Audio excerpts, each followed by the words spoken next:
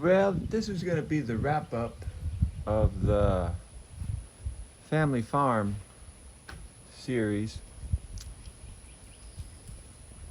It's about middle afternoon. Nice breeze, nice shady porch. And through all of these different installments, I've been trying to teach you how geographers look at places. And as I've been doing it, I've been thinking about the development of geography as an academic discipline.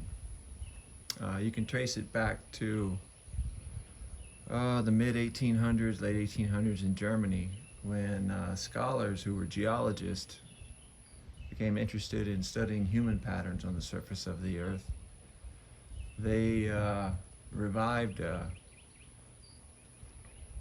pursuit from classical antiquity, from the Greeks, and they started practicing geography. And many of the traditions of academic geography in the US borrow from German geography. And one common part of classical German geography is something called a Heimatskunde. Kunde means study, Heimat means home. And that was the first part of graduate training in geography, is to study, for a geographer to study their home region.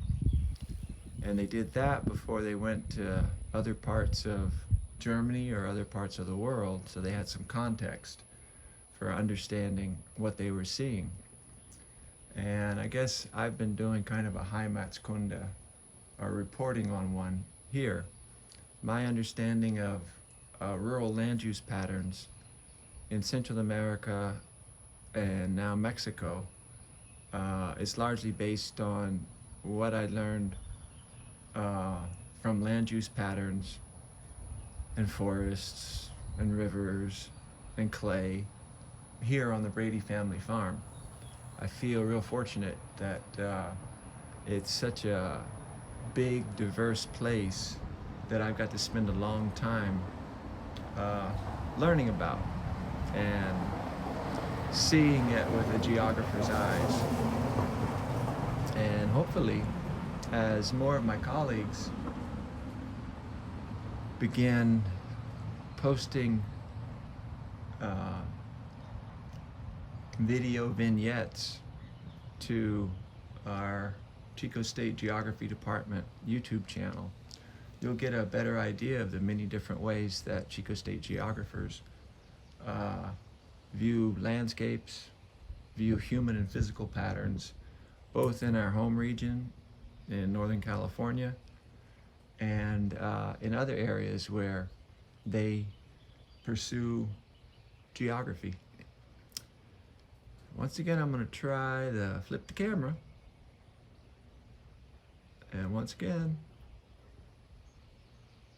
it's not going to work. So, see ya. I think the next time I check in, it'll be in on the rooftop of my son's apartment, 3 blocks from Central Park in New York City. See you later.